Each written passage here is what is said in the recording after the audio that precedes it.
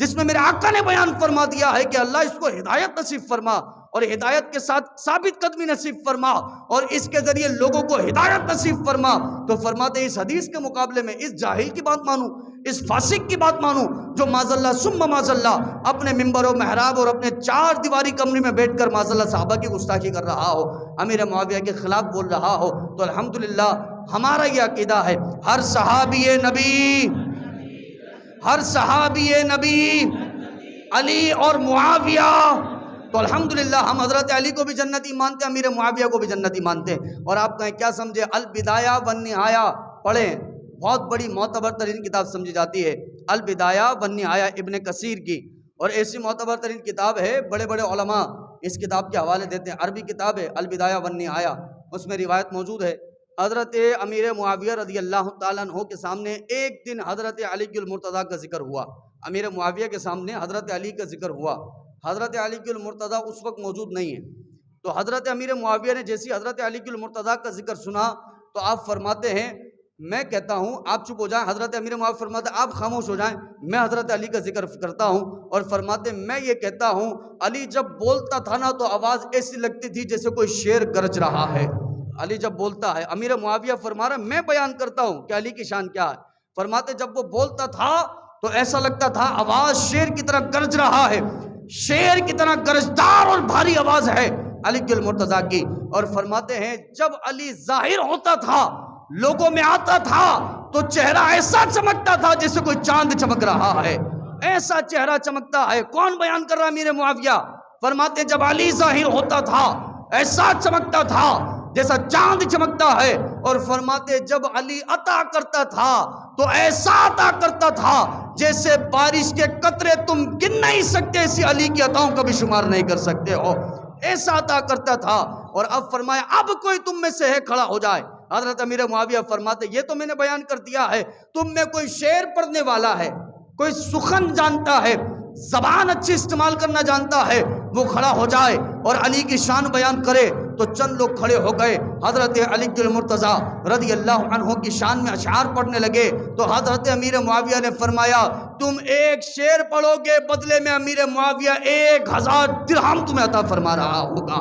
علی کی شان میں ایک شعر پڑھو گے اور بدلے میں امیر معاویہ 1000 درہم عطا فرما رہا ہوگا۔ میں کہا کہاں آپ مخالف بنائے حضرت امیر معاویہ کو حضرت علی المرتضیٰ رضی اللہ تعالیٰ عنہ کے خلاف؟ حضور والا روایت کچھ اور کہتی ہیں اور آپ کا تحقیق کچھ اور کہتی ہے، ہم تحقیق کریں، ہم نے روایتیں پڑھی، آپ نے تحقیق نہیں کی۔ آپ کو پتا ہے کہ امت مسلمہ آپ کو سنے گی کب، آپ کو مشہور ہونے کا شوق ہے، آپ کو پتا ہے ایسے تو سنیں گے نہیں، ابھی ہم سیدھا سیدھا بیان کریں گے کون ہمیں لائک کرے گا، کون ہمیں سنے گا؟ پوری دنیا میں مشہور ہونا ہے نا، تو آپ نے کہا صحابی کو گالی بکیں گے تو دنیا سنے گی،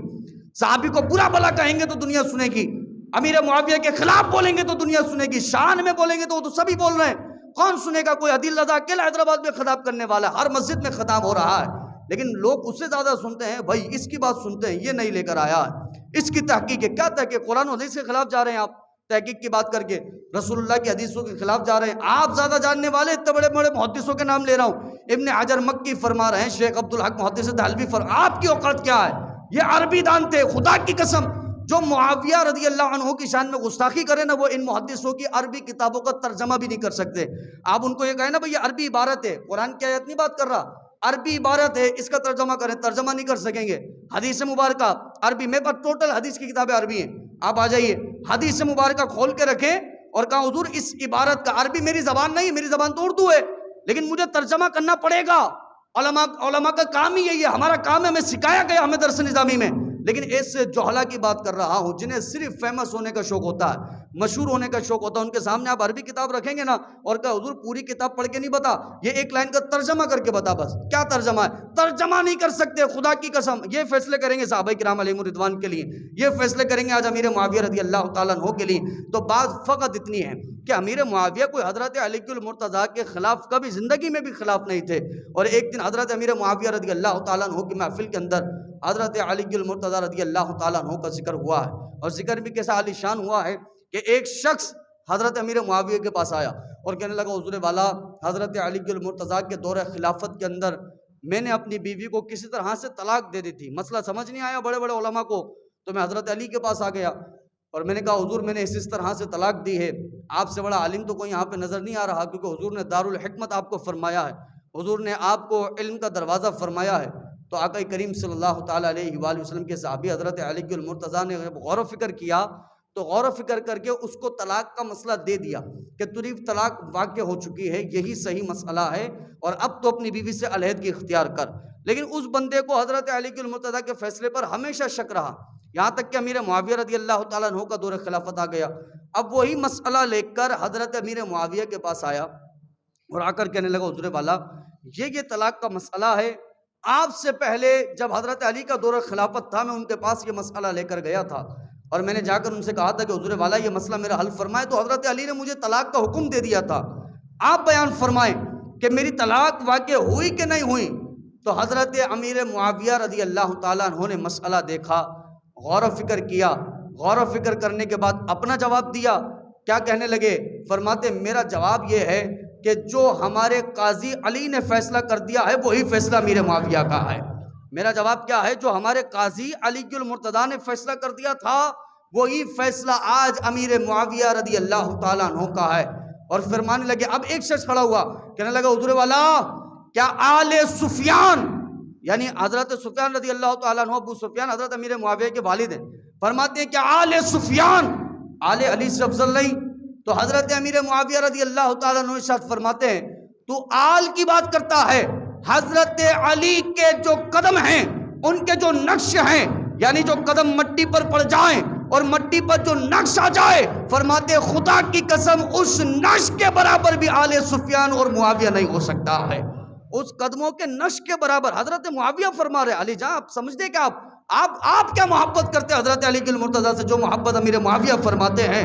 اور جو محبت آل علی سے امیر معاویہ فرماتے رہے، تو فرماتے علی کے قدموں کا جو نشق پڑے نا زمین پر، اس نشق کے برابر بھی آل سفیان نہیں ہے، امیر معاویہ کی آل نہیں ہے، اس نشق کے برابر یہ محبت ہے امیر معاویہ رضی اللہ تعالیٰ عنہ کی۔ اور پھر ایک دن حضرت محمد رسول اللہ صلی اللہ علیہ وآلہ وسلم کے پاس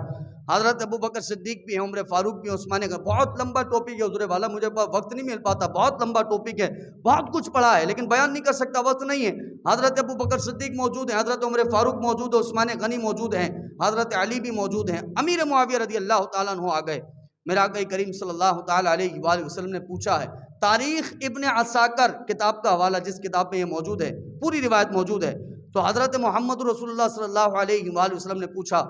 اے امیر معاویہ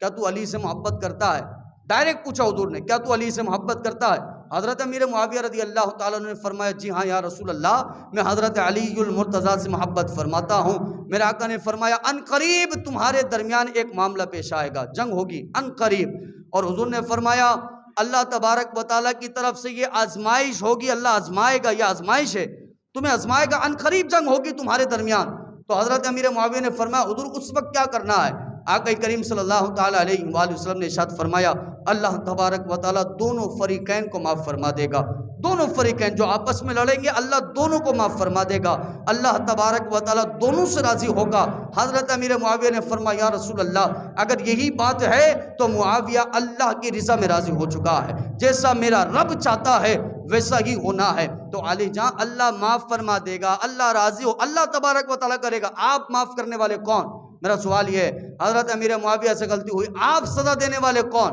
ان سے خطا اجتہادی ہوئی، آپ سب کو ستم کرنے والے کون؟ آپ کون ہیں؟ آپ کی ذات کیا ہے؟ آپ کی حیثیت کیا ہے؟ آپ معاف کرنے والے، اللہ معاف کرنے والا ہے، آپ راضی کرنے والے، اللہ راضی کرنے والا ہے۔ جب دو جھگڑے ہو جائیں آپس میں اختلاف، آپ کون ہیں فیصلہ کرنے والے؟ میں علی کے ساتھ، میں معاویہ رضی اللہ تعالیٰ عنہ کے ساتھ نہیں ہے۔ تو آپ کو کس نے کہا یہ حق دیا کہ آپ جا کے ان دونوں کے درمیان یا کسی بھی صحابیہ کے درمیان جا کے آپ فیصلہ کریں؟ بندہ اپنی اوقات چیک کرے، اپنی حیثیت چیک کرے۔ میں اپنی بات کروں، کوئی حیثیت کوئی اوقات نہیں ہے، آپ میں سے بھی کوئی کھڑا ہو جائے اور کہے بھائی میں صحابہ کے درمیان فیصلہ کروں گا، میں کہا اس کی بھی کوئی حیثیت کوئی اوقات نہیں ہے۔ خدا کی قسم جن سواری پر وہ سواری کیا کرتے تھے نا، گھوڑوں پر، کھچروں پر، اونٹ پر، ان کے قدموں کی خاک کے برابر بھی ہم نہیں ہیں۔ الحمدللہ ثم الحمدللہ، یہ صحابہ ہیں حضور والا، صحابہ جن کا مرتبہ اللہ قرآن میں بیان فرما رہا ہے۔ تو صحابہ کے لیے عقیدہ اہل سنت اعلیٰ حضرت نے بیان کر دیا، اختلافی مسائل جہاں آئیں گے آپ خاموش، زبان بند، آپ زبان نہیں ہلائیں گے، آپ زبان کو حرکت دیں گے مسائل میں پھنسیں گے، آپ گمراہ ہوں گے، جوابات ملنا مشکل ہو جائیں گے، لوگ آپ کو جواب نہیں دیں گے، آپ صحیح لوگوں تک پہنچیں گے نہیں، زندگی بھر صحابی کے لیے بغض دل میں رہے گا۔ اس لیے جب کبھی اختلافی معاملہ کوئی آپ کے سامنے بحث کرے، حضرت علی معاویہ کی بات کرے تو آپ خاموش ہو جائیں، اس کو بھی کہیں بھائی خاموش ہو جائیں۔ مجھے اتنا پتا ہے اللہ نے حضرت علی کو بھی جنتی بنایا ہے، معاویہ کو بھی جنتی بنایا ہے۔ اللہ رب العزت ہم سب کو عقیدے پر قائم رہنے کی توفیق نصیب فرمائے۔ وآخر دعوانا ان الحمدللہ رب العالمین۔